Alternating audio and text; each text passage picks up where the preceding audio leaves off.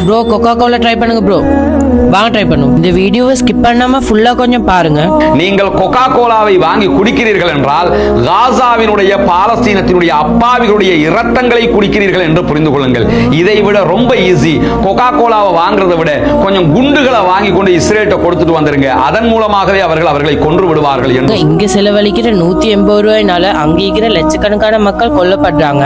யாருக்கெல்லாம் அப்பாவி மக்கள் ரத்தத்தை குடிக்கணுமோ அவங்களே இந்த ப்ராடக்ட்டை வாங்கி குடிங்க. எல்லாரும் தொழுற நேரம் காசாக்காவும் துவாக்களை கேட்டுக்கோங்க. என் வீடியோஸுக்கு நிறைய பேர் நல்ல விதமாகவும் கமெண்ட் பண்றீங்க, சிலவங்க மனசு நோவுற மாதிரியும் கமெண்ட் பண்றீங்க.